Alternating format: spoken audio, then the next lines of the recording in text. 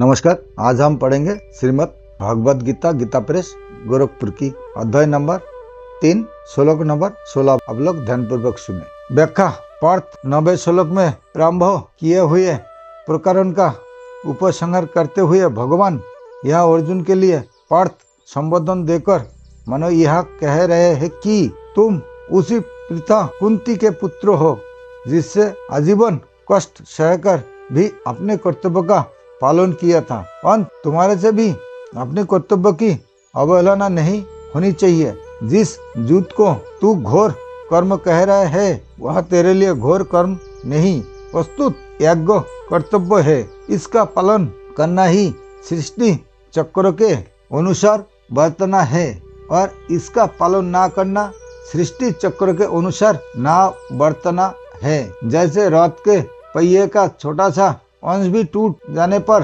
रथ के समस्त अंगों को ये एवं उस पर बैठे रथी और सारथी को धक्का लगता है, ऐसे ही जो मनुष्य 14वें 15वें श्लोक में वर्णित सृष्टि चक्र के अनुसार नहीं चलता वह समष्टि सृष्टि के संचालन में बाधा डालता है। संसार और व्यक्ति दो विजातीय वस्तु नहीं है। जैसे शरीर का अंगों के साथ और अंगों का शरीर के साथ घनिष्ठ संबंध है, ऐसे ही संसार का व्यक्ति के साथ और व्यक्ति का संसार के साथ घनिष्ठ संबंध है। जब व्यक्ति कामना ममता आसक्ति और अहंता का त्याग करके अपने कर्तव्य का पालन करता है तब उससे संपूर्ण सृष्टि में सत सुख पहुंचता है।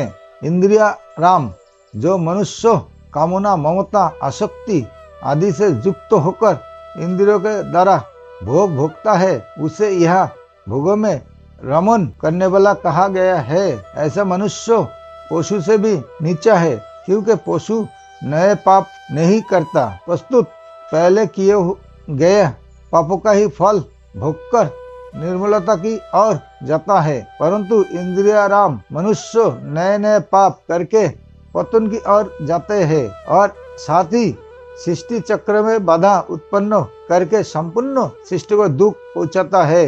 अदायु सृष्टि चक्र के अनुसार ना चलने वाले मनुष्य की आयु उसका जीवन केवल पापमय है, कारण कि इंद्रियों के द्वारा भोग बुद्धि से भोगने वाला मनुष्य हिंसा रूप पाप से बच ही नहीं सकते। स्वार्थी अभिमानी और भोग तथा संग्रह को चाहने वाला मनुष्य के द्वारा दूसरे का अहित होता है। अंत ऐसे मनुष्य का जीवन पापमय होता है। गोस्वामी तुलसीदास जी कहते हैं मोग पार्थ स जीवोति, अपने कर्तव्य का पालन ना करने वाले मनुष्य की सभ्य भाषा में निंदा या ताड़ना करते हुए भगवान कहते हैं कि ऐसा मनुष्य संसार में व्यर्थ ही जीता है, अर्थात वह मर जाए तो अच्छा है।